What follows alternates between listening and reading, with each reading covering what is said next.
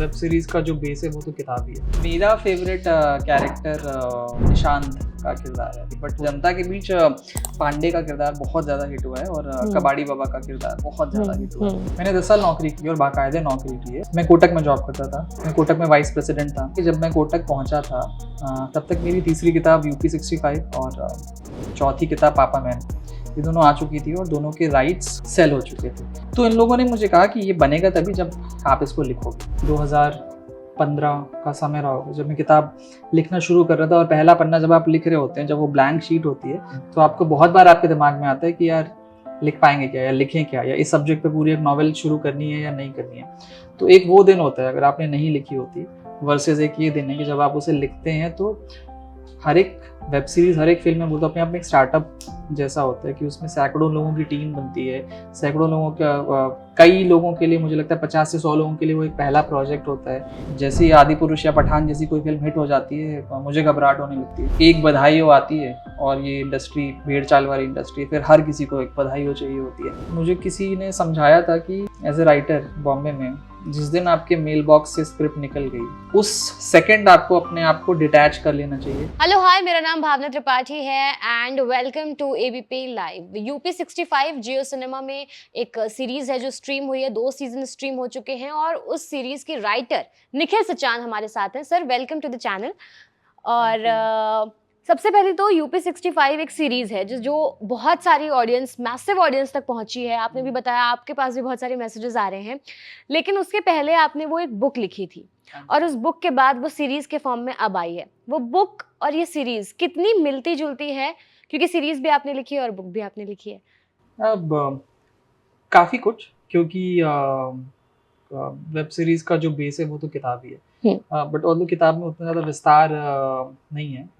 ये तो 26 एपिसोड है, तो मतलब कुल मिला के बहुत लंबी कहानी हो गई है। और किताब जब मैंने लिखी थी, मतलब इतनी मोटी कोई किताब है नहीं, तो एक बेस लेने के बाद फर्स्ट सीजन किताब जहाँ पर ख़त्म होती है उसके बाद भी चलता रहता है, और सेकेंड सीजन तो पूरी नई कहानी है। तो मतलब हमने इस तरीके से बनाया था कि जैसे कॉलेज में 4 साल का बीटेक होता है, तो हर साल पर एक सीजन आधारित होगा। तो season 1 is first year of college, season 2 is second year of college.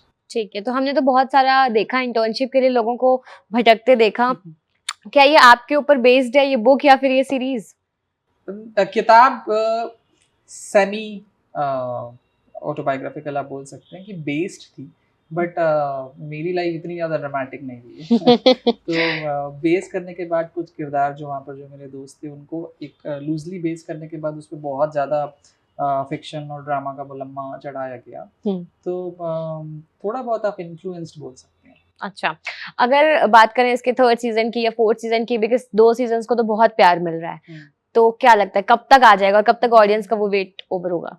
अब ये तो जियो सिनेमा तय करेगा कि कब आएगा, और आई थिंक ये बहुत जल्दी है। जब भी कोई सीरीज आती है और अच्छा करती है तो यूजुअली चैनल वाले लोग थोड़ा समय देते हैं उसको सिंक इन करने का। फिर वो बाद में बहुत सारी चीज़ होती है, नंबर्स असेस करते हैं, कितना पैसा खर्चा किया, कितना आया। ऑब्वियसली प्योरली एक बिजनेस डिसीजन होता है, तो उसके बाद वो लोग तय करते हैं कि इसका सीजन 3 सीजन 4 कब आएगा। बट मुझे लगता है उसमें समय है। द गुड थिंग इज़ लोगों को बहुत अच्छी लगी। अभी भी मेरा फेवरेट रिचुअल है रोज सुबह इंस्टाग्राम खोलना, क्योंकि उसके इनबॉक्स में और अदर्स इनबॉक्स में मुझे इतने सारे मैसेजेस होते हैं, एप्रिसिएशन आ रहा है। एक ही बात पूछ रहे होते हैं कि सर 3rd सीजन कब आएगा। सो आई एम हैप्पी कि क्योंकि बॉम्बे में तो बोलते हैं कोई चीज़ बन गई, यही बहुत बड़ी बात है। अचीवमेंट है। और बन के आ गई, अदरवाइज बनकर आ गई। हमें भी 4 साल लगा। मुझे लगता है मैंने 2018 के एंड में कॉन्ट्रैक्ट साइन किया था, मतलब बुक के राइट्स सेल किए थे। 2019 में मैंने लिखना शुरू किया था, 19 और 20 में लिखना ख़त्म किया। तो it is always a very very long process, very long journey. तो one has to be very very thankful कि वो बन के आ गई और उसके बाद लोगों को पसंद भी आ गई। हाँ, क्या होता है जनरली कि ऑडियंस ना वेट, क्योंकि ऑडियंस तो सिर्फ ऑडियंस है ना, उसको नहीं पता कि आपका पीछे टेक्निकल चीजें कितनी होती हैं, तो वो तो वेट कर रही है कि भाई सामने वाला बंदा लिख चुका होगा, बस सिर्फ आने की तैयारी है। लेकिन बहुत लंबा प्रोसेस है, बिजनेस है, आपको लिखना होता है, लिखने के लिए वक्त चाहिए होता है, फिर वो जाती है डायरेक्शन एंड ऑल। अच्छा, सबसे फेवरेट कैरेक्टर यूपी 65 में आपका कौन सा था? अब जो मेरा फेवरेट है वो ऑडियंस का फेवरेट नहीं है। अच्छा, कौन है वो? मेरा फेवरेट कैरेक्टर निशांत का किरदार है। ओके। इसलिए भी क्योंकि वो थोड़ा बहुत मैंने अपनी कहानी लिखी थी, बट होता क्या है कि आप अगर असल ज़िंदगी में बहुत सारे कलर्स वाले इंसान नहीं होते हैं, तो जनता को तड़कते-भड़कते कलरफुल लोग ज़्यादा पसंद आते हैं। तो जनता के बीच पांडे का किरदार बहुत ज़्यादा हिट हुआ है और कबाड़ी बाबा का किरदार बहुत ज़्यादा हिट हुआ है। तो इन दोनों के लिए तो जनता पागल है और मोहित प्रसाद एक जोड़ी के तौर पे बहुत ज़्यादा फेमस हिट हो गए हैं।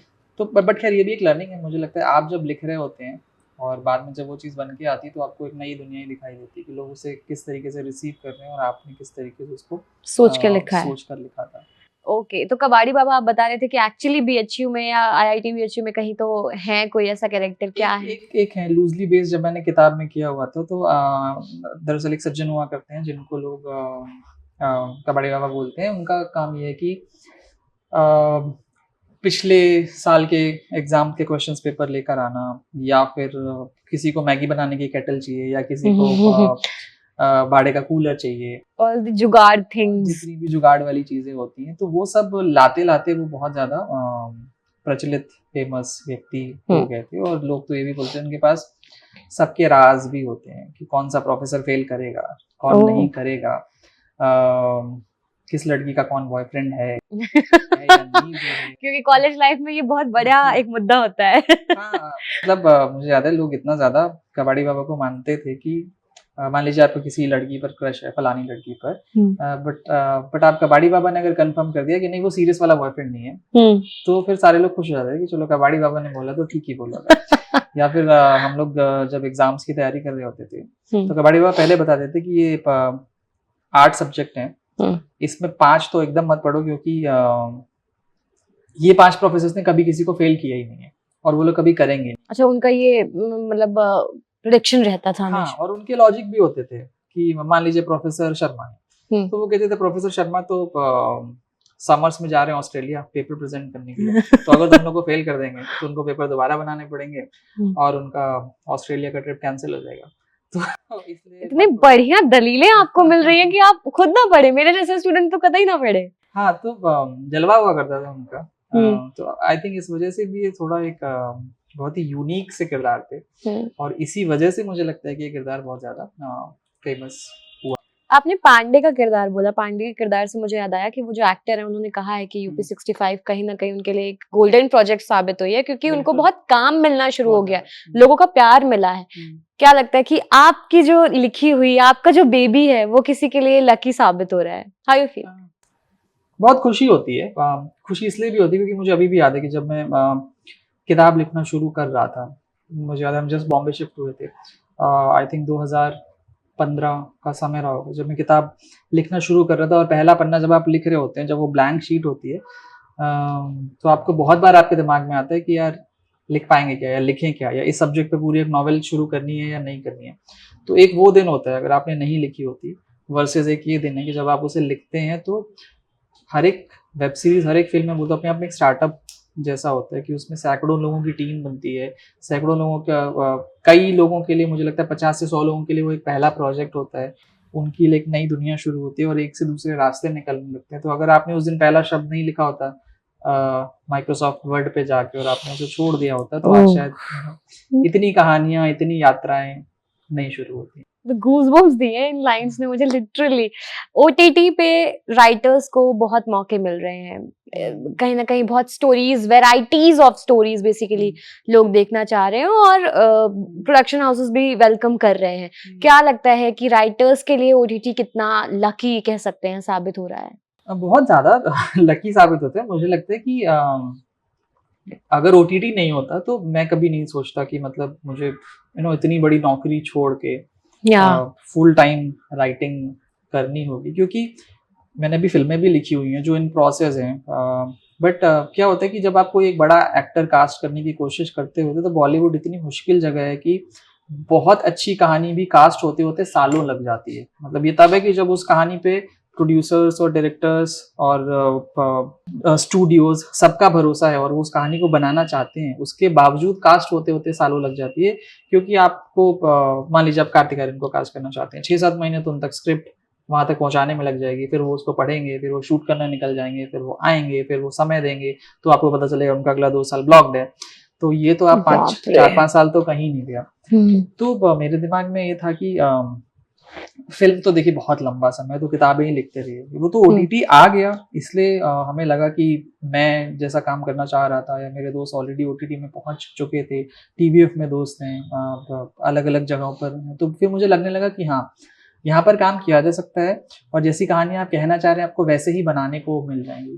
अदरवाइज जिस तरीके की फिल्में बन रही थी वो तो ना लिख सकते थे, और जो जिस तरीके की लिखते हैं वो बनती नहीं। लेकिन OTT ऐसी चीजों को बहुत मौके दे रहा है, चाह रहा है, जिससे लोग कनेक्ट कर सके कहीं ना कहीं। आपकी भी अपनी एक स्टोरी है कि आप राइटर पहले पार्ट टाइम थे, फिर आपने अच्छी खासी सैलरी, अच्छी खासी जॉब छोड़ी और फिर आप फुल टाइम राइटिंग में आए। क्या था एग्जैक्टली, प्लीज बताइए। तो मैंने 10 साल नौकरी की और बाकायदे नौकरी की है, और मतलब नौकरी क्या, मुझे नौकरी चूंकि आई वेंट टू IIT और IIT के बाद कुछ समय तक गुड़गांव में जॉब कर रहा था, मैं कंसल्टेंट था, IBM में काम किया, KPMG में काम किया, फिर उसके बाद MBA करने चला गया और MBA करके लौटा, तो उसके बाद वापस से नौकरी, तो फिर मैं बॉम्बे चला गया और मैं कोटक में जॉब करता था। मैं कोटक में वाइस प्रेसिडेंट था, और जहाँ तक मुझे याद है जो सबसे यंग वाइस प्रेसिडेंट्स होंगे वहाँ पे शायद I would be probably, because मैं एट द एज ऑफ 33-34 में कोटक में था। अच्छी नौकरी थी, बहुत अच्छा पैसा था बट होने क्या लगा कि जब मैं कोटक पहुंचा था तब तक मेरी तीसरी किताब UP65 और चौथी किताब पापा मैन, ये दोनों आ चुकी थी और दोनों के राइट्स सेल हो चुके थे। UP65 फ्रेश लाइन फिल्म्स ने बाई किया था और पापा मैन भी उन्होंने बाई किया था, फिर बाद में उसमें और भी लोग जुड़ते चले गए। तो इन लोगों ने मुझे कहा कि ये बनेगा तभी जब आप इसको लिखोगे। अच्छा। क्योंकि इसकी जो वॉइस है, जो UP65 में जो बनारस का लहजा है और पापा मैन में जो कानपुर का लहजा है, इस समय मुझे लगता है कि आप उसके लिए ऑथेंटिक वॉइस हो, तो हम चाहते हैं आप ही लिखें। मेरे लिए काफी नई बात थी उस समय, बट मैंने स्क्रीन राइटिंग तब तक ना कभी सीखी थी, ना मुझे ऑब्जर्व करना शुरू किया था। बट देन आई थॉट कि चलो कोशिश करते हैं, और उसी को इस सिनेमाई शक्ल देते देते देते देते एक तो मैं स्क्रीन राइटिंग सीख भी गया, और जब UP65 पर पापा मैन सुनाने जाता था तो बड़ा वर्ड ऑफ माउथ फैलने लगा, मतलब फोन आने लगे, लोग बोलते थे कि ये तो अच्छी लगी, हम कुछ और भी साथ में करना चाहते हैं। और बॉम्बे में एक्चुअली राइटर्स बहुत हैं, अच्छे राइटर्स, लेकिन काफ़ी कम हैं, तो इस वजह से बड़ा बहुत जगहों से फ़ोन आने लगे, सब ने बोला साथ में काम करते हैं, और यहीं से मतलब ऑफर्स आने लगे। और जब कोटक में मुझे याद है मैं लगभग 3-3.5 साल काम कर चुका था, तो तब मुझे लगने लगा यार मैं इतनी दोहरी जिंदगी क्यों जी रहा हूँ मैं। मुझे याद है कि कोटक का ऑफिस भी BKC में था, और जियो का ऑफिस, अमेजोन का ऑफिस, नेटफ्लिक्स का ऑफिस, ये सब BKC में ही ऑफिस हैं। तो मुझे शाम में प्रेजेंटेशन देनी होती थी मिस्टर उदय कोटक को, और मुझे घबराहट हो रही होती थी कि उसके बाद में एक मेरी जियो में नरेशन है और उसके पहले तो सुबह मेरी अमेजोन में नरेशन है। तो यहाँ से वहाँ भागते भागते वो मुन्ना भाई MBBS जैसा कुछ तो चल रहा था जीवन में, दोहरी जिंदगी। फिर मुझे लगा कि मैं क्यों कर रहा हूँ, छोड़ देता हूँ, फुल टाइम ही लिखने लगता हूँ। एंड 2021 की शुरुआत में फिर मैंने छोड़ दिया कोटक, और उसके बाद से फुल टाइम। और इतना पैसा, जो इतनी सैलरी आ रही थी, और वो एकदम से जाने देना, शुरुआत में तो बहुत डर होता है देखिए, क्योंकि सैलरी बहुत ज्यादा ना भी आए, 1 तारीख को पैसा तो आ रहा है ना कम से कम, होता है वो बहुत बड़ा एश्योरेंस होता है। और मुझे पता था मैं जिस इंडस्ट्री में जा रहा हूँ बहुत ही मुश्किल इंडस्ट्री है, वहाँ पे तो आप मैं बहुत सारे ऐसे डायरेक्टर्स को जानता हूँ कि जिनकी एक बहुत सुपर डुपर हिट फिल्म आई थी आज से 8 साल पहले, उसके बाद से उनके पास अभी दूसरी फिल्म नहीं है। नॉट दैट उन्होंने बीच में कोशिश नहीं की होगी, बट या तो कास्टिंग नहीं हो पाई होगी, या फिर बनते बनते बंद हो गई होगी, बहुत सारी चीजें होती हैं। तो आई न्यू ऑल दैट, तो सबका डर था, फियर था। बट बीच में 3-4 साल फिल्में और किताबें लिख ली थी, तो मुझे ये समझ आ गया था कि मुझे बाकी का जीवन तो लिखते हुए बिताना और कुछ न कुछ हो जाएगा। But I would say I was lucky, क्योंकि 2022 और 23 बहुत अच्छा साल रहा। मतलब अब मेरे लगभग 6 प्रोजेक्ट उनका शूट खत्म हो गया, 3 आ चुके हैं, 3 और आने वाले हैं, मतलब किसी भी समय आ सकते हैं, सबकी रिलीज डेट्स निर्धारित है। तो I think I was lucky also. बहुत ज्यादा संघर्ष इतना ज्यादा नहीं करना, कैलकुलेटिव रिस्क बेसिकली आपने लिया एंड देन वो हो भी गया एंड आई वाज हैप्पी कि फिर चीजें हो रही हैं। मुझे उतना डर नहीं लगा क्योंकि मुझे पता था कि मैं जब नौकरी छोड़ रहा हूँ, अगले साल मेरे 5 रिलीजेस आने वाले हैं तो ये मेरे लिए बहुत सुकून की बात है। एक कामनेस रहती है। अच्छा, आपने बोला कि यूपी 65 और पापा मैन खरीदी गई, तो मतलब कि यूपी 65 तो आ गई है, अब पापा मैन भी आएगी। हाँ, पापा मैन की थोड़ा समय लग रहा है। उसका कारण यही है कि कास्टिंग बहुत मुश्किल है, क्योंकि हम एक 50 से 60 साल की उम्र के बीच का एक्टर कास्ट करना है, तो थोड़ा अभी इंडस्ट्री की डायनामिक्स थोड़ा मुश्किल चल रही है। आप किसी फिल्म को थिएट्रिकल बनाना चाहते हैं तो आपके पास उस एज में ऑप्शन कम हो जाते हैं, और जैसे ही आदि पुरुष या पठान जैसी कोई फिल्म हिट हो जाती है तो मुझे घबराहट होने लगती है क्योंकि उसी तरीके की फिल्में बनने लगती हैं। एक बधाई हो आती है और ये इंडस्ट्री भेड़ चाल वाली इंडस्ट्री, फिर हर किसी को एक बधाई हो चाहिए होती है। तो जब हमने यूपी पापा मैन लिखी थी और वो बनाना की कोशिश कर रहे थे, तो वो बधाई हो जैसी फिल्मों के हिट होने का दौर था। बट पिछले साल भर में इतना ज्यादा डायनामिक्स बदल गया, सारी फिल्में फ्लॉप हो रही हैं कि कास्टिंग एक्टर की इसी का कास्टिंग चीज हो गई। But it's okay. तो पापा मैन सीरीज के तौर पर नहीं ला रहे? पापा मैन हम फिल्म के तौर पर ही बना रहे हैं और आई थिंक हम जल्दी ही उसकी कास्टिंग, हाँ, और ये अच्छी खबर मैं जल्दी दे पाऊंगा। बट ठीक है, मतलब मुझे पहले तो मैं रोज रात में सोने से पहले यही सोच रहा था कि इसकी कास्टिंग क्यों नहीं होगी, कब आएगी। बट अब चूंकि इतनी चीजें आ चुकी हैं तो एक आउटलेट आपको मिल जाता है और आपको पता होता है कि आप और भी बहुत सारी कहानियां लिख रहे हैं जिन पे एक सिग्निफिकेंट प्रोग्रेस हो चुकी है, then you are kind of okay. और मुझे किसी ने समझाया था कि एज ए राइटर बॉम्बे में, जिस दिन आपके मेल बॉक्स से स्क्रिप्ट निकल गई कि ये फाइनल स्क्रिप्ट है, उस सेकंड आपको अपने आप को डिटैच कर लेना चाहिए उस स्क्रिप्ट से। अगर आपने डिटैच नहीं किया तो आपको इतना दुख होगा और कि मतलब आपसे सहा नहीं जाएगा क्योंकि आपने लिखी, फिर वो कैसी बनी, डायरेक्टर अच्छा था नहीं था, उन्होंने अच्छी बनाई या नहीं बनाई, फिर कोई कंट्रोवर्सी तो नहीं हो गई, फिर वो रिलीज हुई नहीं हुई, क्या हुआ, इतनी सारी चीजें होती कि पहली चीज आपको सीखनी होगी, स्क्रिप्ट आपके मेल बॉक्स से गई, आपने उस कहानी से खुद को डिटैच कर लिया, फिर भूल जाइए, आप अगली कहानी पे लग जाइए। अच्छा, अब भी आपके अगर मैं फ्यूचर प्रोजेक्ट्स के बारे में बात करूं तो वो क्या होने वाले हैं, क्या आने वाले हैं, कैसे आने वाले? तो होम शांति आपने देख लिया, ये मेरी फैमिली सीजन 2 देख लिया, यूपी 65 देख लिया। इसके अलावा 2 फिल्में हैं जो तैयार हैं, बस रिलीज होना बाकी हैं। तो सुमो दीदी एक फिल्म है जो भारत की पहली और अकेली महिला सुमो रेसलर पर based on her true story है, हेतल दवे उनका नाम है। तो ये फिल्म है सुमो दीदी, जिसके लिए हम लोग बहुत ज्यादा एक्साइटेड है क्योंकि फिल्म बन गई है, हमने फिल्म देखी है, फिल्म बहुत अच्छी बनकर आ गई है। So that is one project I am very excited about. And there is another film, सलाम नोनी आपा, जो कि ट्विंकल खन्ना की एक शॉर्ट स्टोरी है और एक बहुत ही फेमस प्ले भी है जो पूरे हिंदुस्तान भर में घूमा है, सलाम नोनी आपा नाम से। तो उसमें डिम्पल कपाड़ी और मानव कौल हैं। सो एक ये फिल्म है। Thank you so much, all the very best for your projects जो आने वाले हैं। और यूपी 65 को जितना प्यार मिला है तो आप सबसे तो यही उम्मीदें हैं और यही रिक्वेस्ट है कि इनके इंस्टाग्राम जो इनबॉक्स है वो भरा ही रहना चाहिए, इनको डीएम्स आते ही रहने चाहिए और जो आगे प्रोजेक्ट्स होंगे उनके बारे में आगे बात भी होगी और वहां तक भी अपना प्यार पहुंचाइएगा। इस वीडियो के लिए आपको क्या करना है, अपना फीडबैक जो है कॉमेंट्स में देना है। अच्छा लगा है वीडियो तो लाइक और शेयर करना है, कॉमेंट्स भी करने हैं और चैनल को लाइक करना है, सब्सक्राइब करना है, दोस्तों तक फैलाना है। Thank you so much, thank you for giving your time, thank you so much.